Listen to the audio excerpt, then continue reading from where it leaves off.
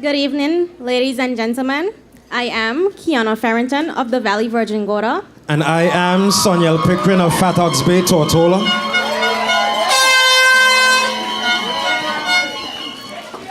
As a young Virgin Islander, it is my dream to see my territory elect leaders that will continue along the trajectory set by our forefathers.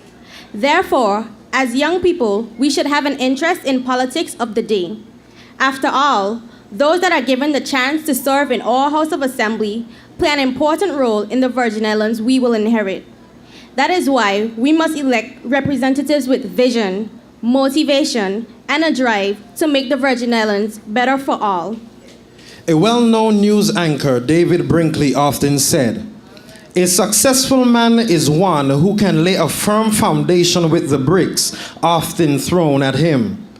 Though I am still a fairly young man, I cannot recall any time within my memory that any one elected politician has had so many bricks thrown at him than the Honorable Myron V. Walwyn.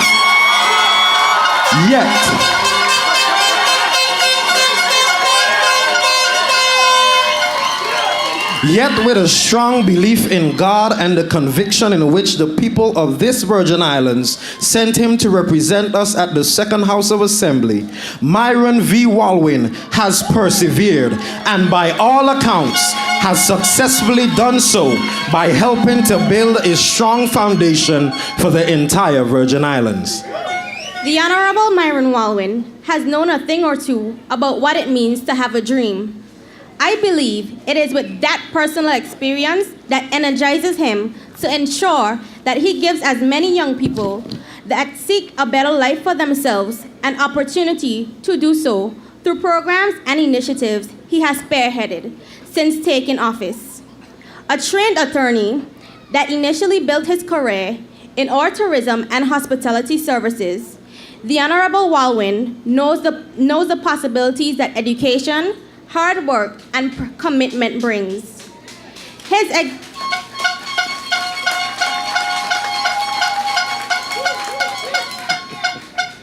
example of a life lived with an attitude of excellence is evident in his businesses and surely in the work that he has produced over the past 3.5 years. But just in case you forgot, Honorable Walwyn has worked to improve the education system, find jobs for my peers, found ways to include my fellow Virgin Islanders that are differently abled by providing scholarships. He provided social and even health support, developed a technical high school, raised the standard of education, provided professional development and awards for Virgin Islands educators, addressed the need for a national youth policy, implemented a national citizen service, and who can forget, gave us Virgin Islanders a greater sense of pride and belonging by paving the way for our territorial song and territorial wear. Yes, there has been quite a lot done in the 3.5 years.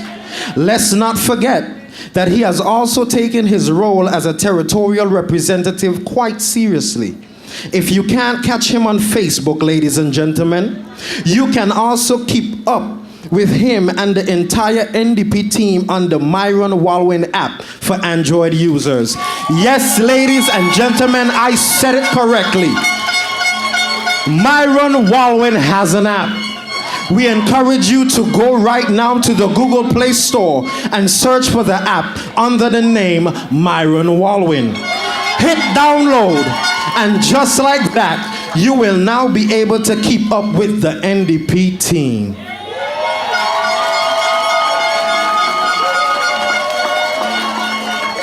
So, as you can see, the Honorable Walwyn is a man that keeps up with the times. And that is why we believe that we also need such visionary leaders in our House of Assembly. Let us continue the progress that we have made over the past few years. I know that I am looking forward to more action and improvements in education, culture, sports, and youth affairs when we re-elect the Honorable Myron V. Walwyn. Ladies and gentlemen, It gives us great pleasure to introduce to you a man who by his action has shown he truly loves and is committed to building a better Virgin Islanders together. With the youth and the people of this territory in mind, I present to you a man that needs no introduction and a dear friend of mine, Honorable Myron V. Walwyn. So blessed, I know together we will triumph again. Oh, Virgin Islands, your servant Myron Walwyn has delivered what you asked. Let him serve you again. Please let him serve you again. Yeah, anyone can paint pictures in the sky and promise all day, but results don't lie, don't lie. So vote Walwyn for re-election. Why? Cause we need much more than good intentions. We need somebody who can get the job done. Protect the future of our daughters and sons. 4 years has proven that a vote for Myron is a vote for a better Virgin Islands. We say, whoa, how can we not vote NDP when progress is what we've got? Much more than a lot, much more than in the past. We like what we see and we want it to last. We've come a long way together, my friends. We're so blessed, I know together we will triumph again. Oh, Virgin Islands, your servant Myron Walwyn has delivered what you asked. Let him serve you again. Please let him serve you again. Under the vision, passion, and leadership of Myron Walwyn and the NDP.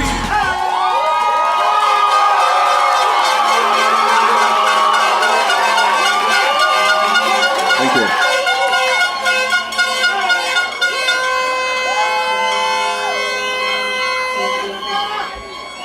I thank you all very much. And it is indeed a pleasure to be here with you this evening at Sir Albert George's Plaza. 4 years, 5 months, and 6 days ago, I stood on a stage, not at this location, but at the Treasure Isle Dining Room, before the leadership and supporters of the National Democratic Party, and I announced my candidacy to run as an at-large candidate with the new National Democratic Party. With your support and that of people across our great islands, I have had the privilege to serve you as your territorial representative and also as your Minister for Education and Culture. It has been a remarkable journey for these past few years. Along with my colleagues, we have worked to secure the future of the Virgin Islands for those who will come after us. Tonight, I am here to say that I am not finished yet.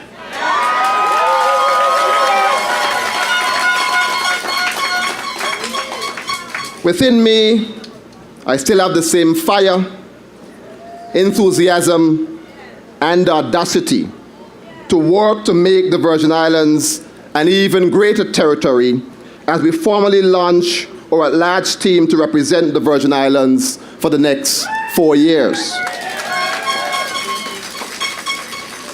We stand before you at this location, Sir Albert George's Plaza, that fittingly is the home to the story of both struggle and triumph.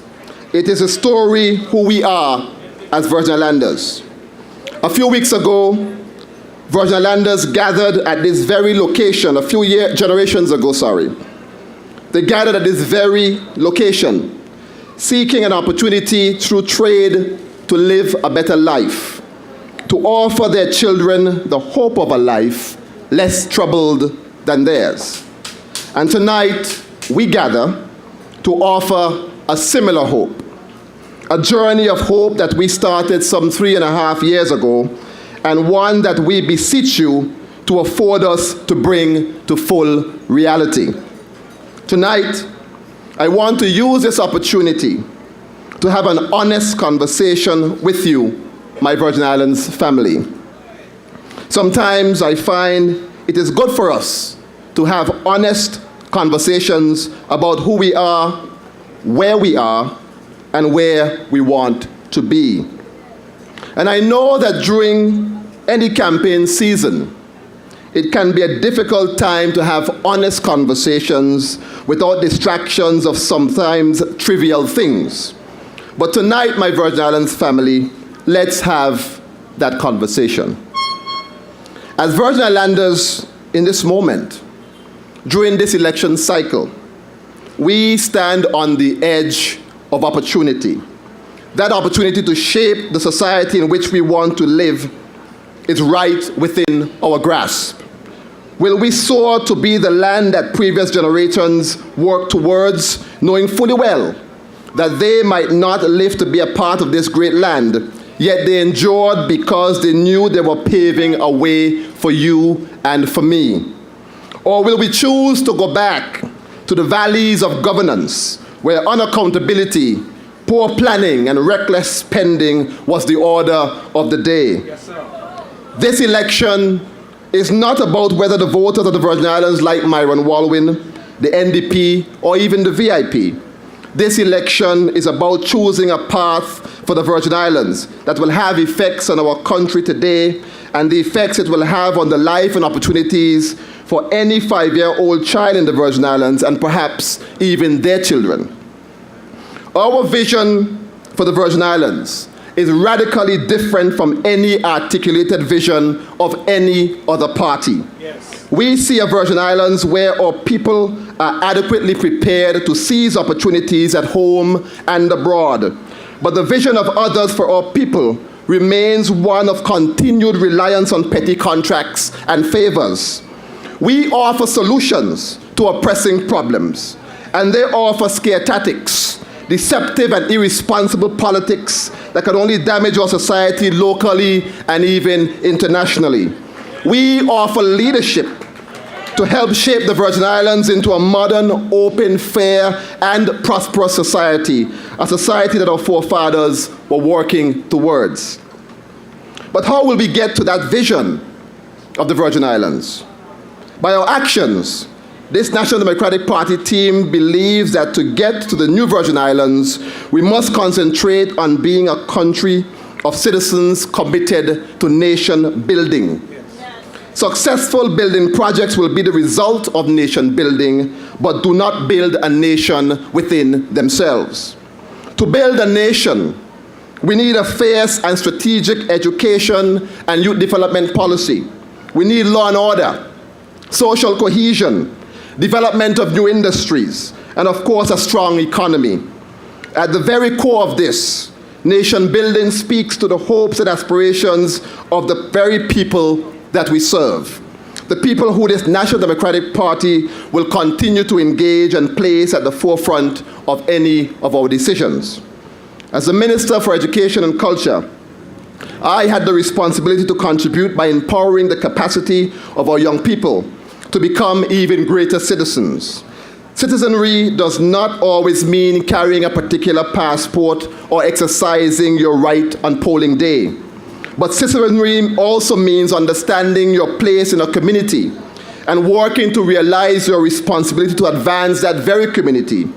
And we have realized that our young people needed to be emboldened to carry out their duty. It was Barack Obama that said that education is the equalizer of all men. I look at my life and that of my family's life, and I am intimately aware that had it not been for understanding at an early age the importance of a good education, ladies and gentlemen, my life would have been drastically different. Over the past 3.5 years, our education quality improvement strategy has sought to personally impact the life and choices of the territory's youth. We realize that in order for us to shape a modern Virgin Islands, our education system must be the bedrock for those changes. Our vision for education is congruent to the OECS education sector strategy. That vision being that all citizens at every stage of their learning journey from early years to adulthood are able to reach their full potential and be successful in life, at work, and in the community. The overarching goal of education in the Virgin Islands should be to contribute to the socio-economic advancement of these islands through a quality education system that enables learners of all ages to reach their true potential. We have moved away from the routine of putting our children into a system because that is where they needed to be from 8 a.m. to 3 p.m. during the week, to creating a system that inspires excellence and one that aptly meets the economic needs of this country. We have stopped solely concentrating on offering our students primary 5 and high school certificates and have started to look at the quality of students we produce and their potential impact on the society. We have sought to improve the quality and accountability of leadership and management of our schools, provide professional development for our teachers, improve the quality of teaching and learning, improve curriculum and strategies for assessment, improve early childhood development services, provide opportunities for technical and vocational education and training, and increase access to and relevance of tertiary and continuing education for all our students. We believe by making these investments in our young people, we are developing the brain trust of this country that will lead industries, navigate our future, and help us realize an even greater society. We must also realize that education is not a static concept, but rather a dynamic commitment. We must continue to look at our plans and revise our policies to ensure that the education we offer truly meets the needs of our students and our economy. That is why we have added an additional year to our secondary education system. Now, this was a concept that has been talked about in the Virgin Islands from as far back as the 1970s. And finally, this government took the bold step to move to implement the much-needed time to help our students truly master subjects and become more confident in their earned knowledge.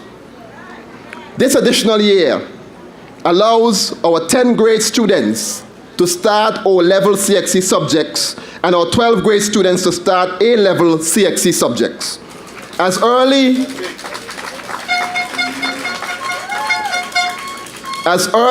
as this coming school year, students will have the opportunity to take CAPE A-level subjects to get an early start towards a post-secondary education, improving the bridge between secondary and tertiary education. These subjects will be completed in the first year of students' time at HLSCC. This will also significantly reduce our students' time at HLSCC. Subjects that will be available would include entrepreneurship, integrated science, biology, advanced math, Caribbean studies, communication studies, and information technology. We anticipate that these subjects will help students prepare for their participation in current skills needed in the country, as well as usher in new industries for the territory. The first 12th grade graduates will be the most qualified secondary school graduates to ever leave secondary school in the history of the Virgin Islands.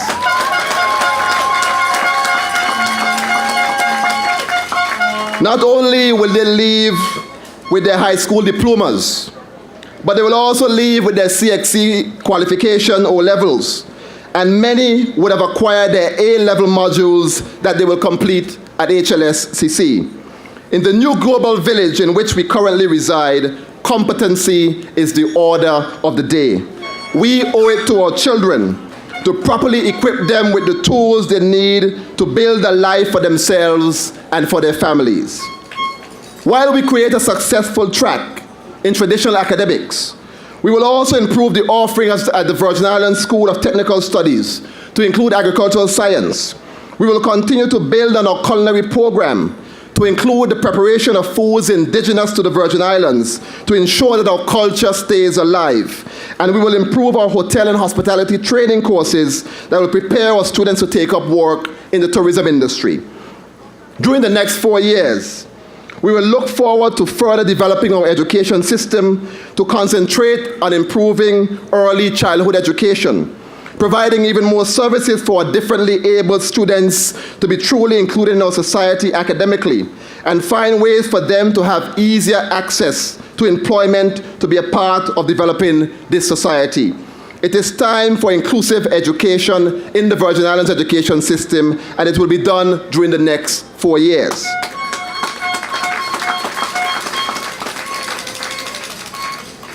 We realize that our schools must present an environment for learning, and we will invest in building a junior high school on Tortola, a new building for our students at the Eslin Henley Richer Learning Center, as well as finally separating the Brigado Flats primary and secondary schools.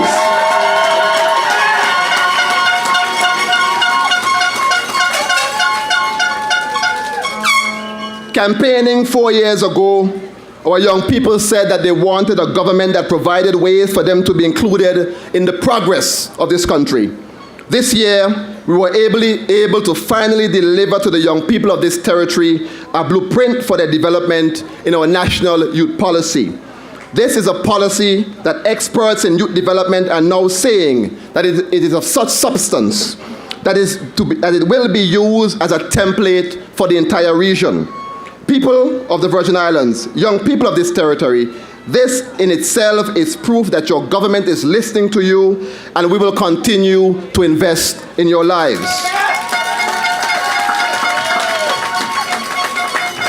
We will continue such projects as the Youth Employment Services and Apprenticeship Program. But we will also be looking at developing a skills building institute that can help us to give young people access to the knowledge they need to become entrepreneurs, expand their horizons, and explore new opportunities for economy. The Virgin Islands Academy for Advanced Skills will take the present 9 months technical and vocational program that currently takes place at 8th Level South Community College and properly develop a curriculum and training program for young people and adults that seek certification and adequate training in a variety of areas.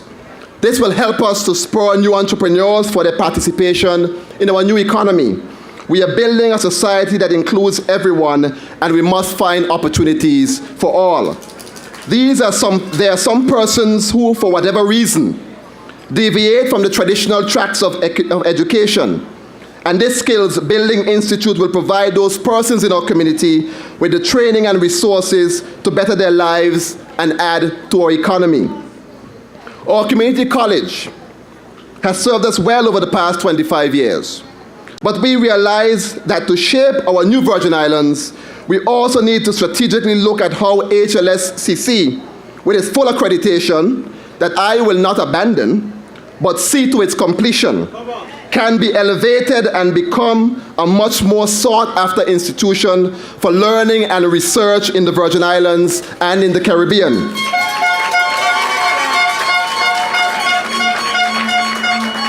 We must find opportunities to transform the present circumstance of the college so that it further prepares our people to be active participants in our new and modern Virgin Islands.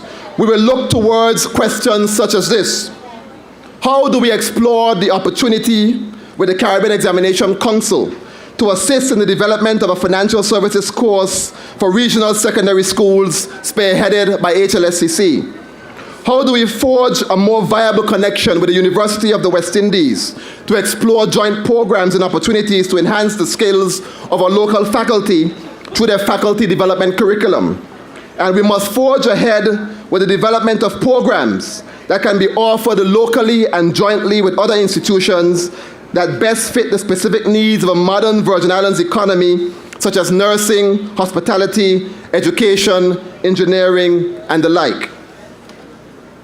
The public service of the Virgin Islands cannot provide us with all the opportunities for gainful employment.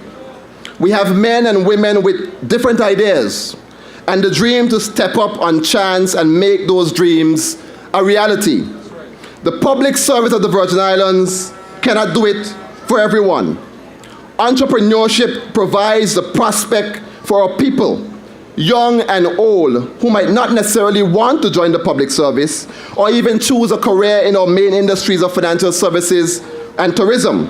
but they might want to develop their own niche and offer services and real jobs to our people. We must continue to create an atmosphere where our own people see the value and are excited to undertake major investments in the Virgin Islands. We should not have to wait for the Rockefellers of the world to provide opportunities for our own people. UK Prime Minister David Cameron has said that entrepreneurs provide opportunities for 60% of the UK's workforce. In emerging markets, entrepreneurs continue to be the key partners in stabilizing economies, discovering new industries, and improving the quality of life for residents of any country. We must move our plans to develop our economy to be one that supports innovation and that entrepreneurial spirit. We must continue to do that. We must give our local entrepreneurs the opportunities to access incentives and exemptions such as tax holidays or reduction in fees that will encourage the successful development of their businesses. Successive governments must show that they are just as equally excited and interested in the development of local businesses as they are in the interests of international businesses. Any responsible government would encourage entrepreneurship and not put down persons who have chosen to take a chance on the economy of their country. With our National Business Bureau, we see that the Premier has doubled down on efforts to assist new and existing business owners with training and funding. In the coming school year, our secondary school students will have the opportunity for the first time to start A-level programs in their first year of school, and entrepreneurship will be a subject offered so that we can teach our youth how to utilize their creative and ambitious energy to form successful businesses and help to grow our economy. I like that, I like that, I like that. But while we do all this, we must exert all efforts to keep money circulating in the local economy. Our entrepreneurs and our local businesses must understand that they too have a responsibility to this community. There is a role that they must play in building this great nation that we're talking about. It can no longer be accepted that you go to the supermarket with $200 and all you can bring out is 3 half-filled bags of groceries. It damages the economy because people will not have any confidence that they're getting value for money, and so they resort to making purchases overseas. This hampers the growth of our territory while ensuring growth in somebody else's territory. It affects unemployment in the country, and I know it is on the Premier's agenda to address the issue of cost of living in this territory, and I want to be there in the 3rd House of Assembly to help in address it for you, the people.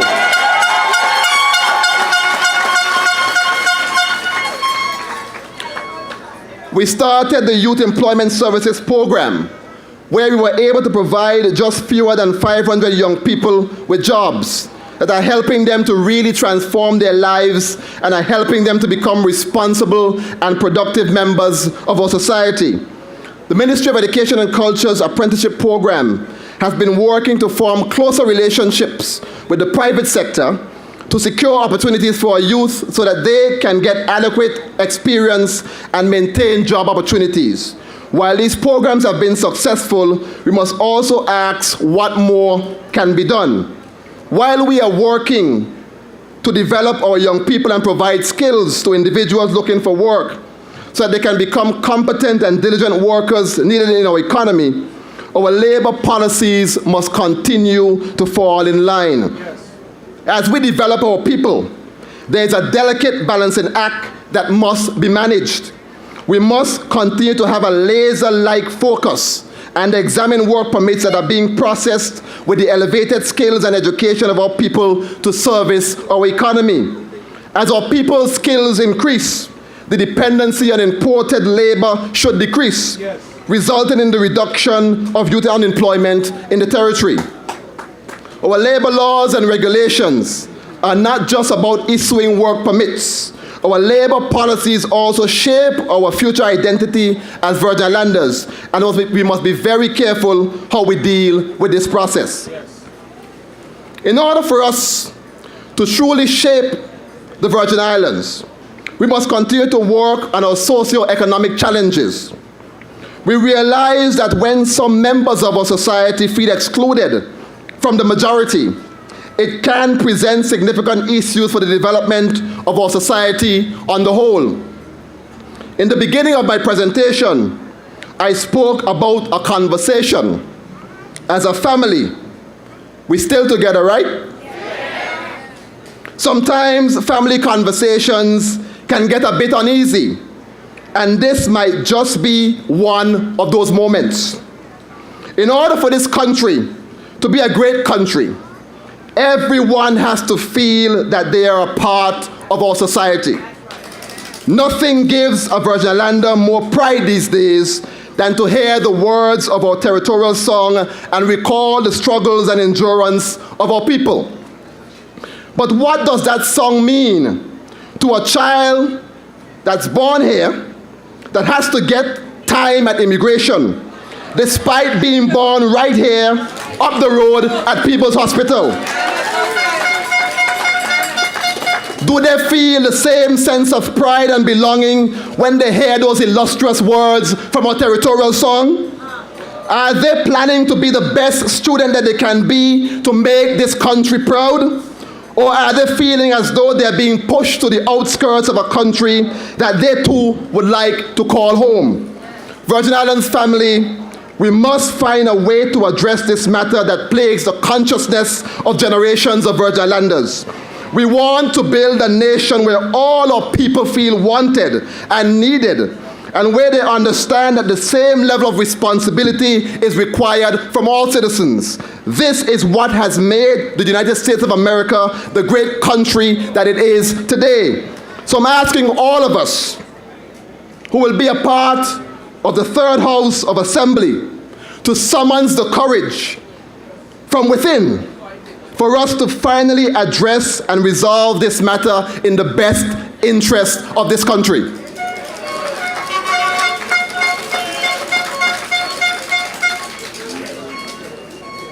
An important area of building that nation that our forefathers worked hard for was to live in a peaceful and crime-free society. We cannot allow criminal behavior to take root in nature's little secrets.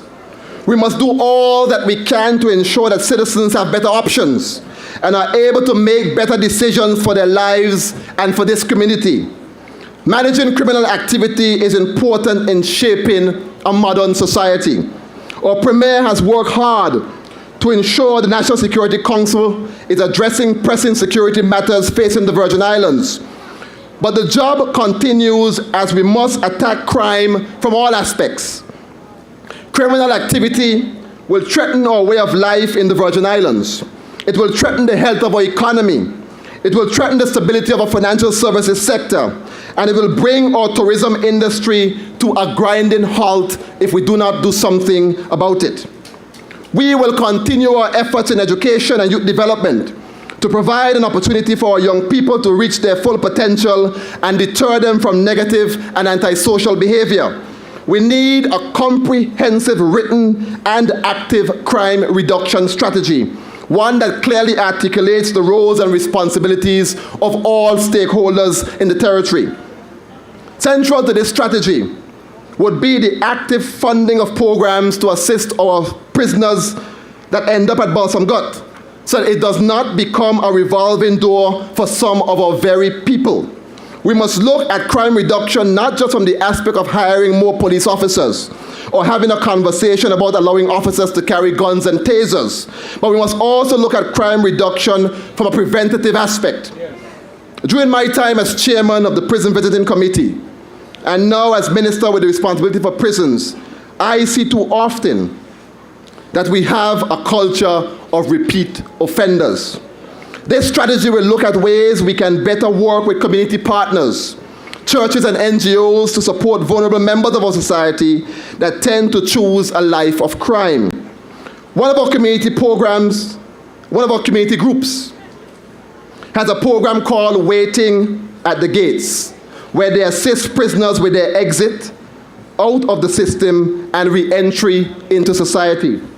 This is an excellent initiative, and the government will be more active in this program.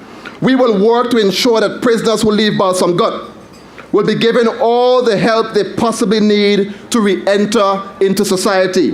This includes helping them to find accommodations when they leave, making sure that they have food to eat, helping them to find a job, and settling them down on a path to become productive members of this society. It is better to have them gainfully employed, paying taxes to the government, rather than taking taxpayers' money to feed them at Balsam Gut.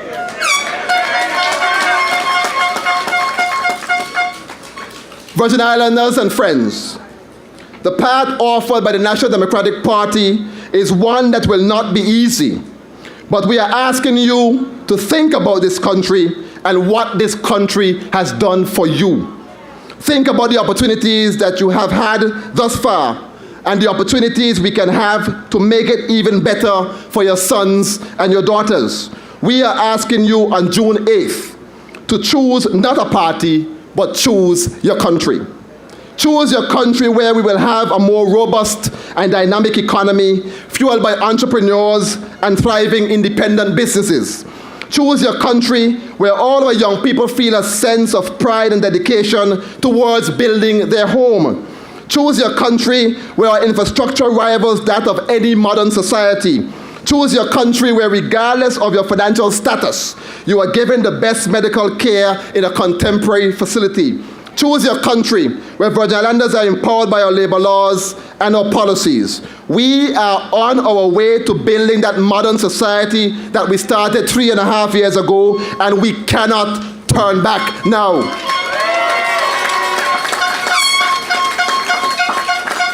We are asking you to think about the future of the next generation of Virgin Islanders. We are asking you to think about the country that our forefathers dreamed about, even at this very location.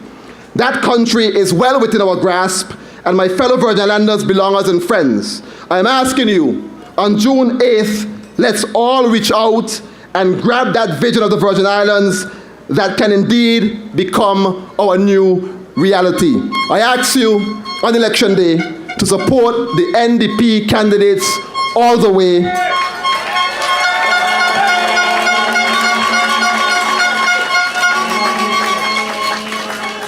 Because that makes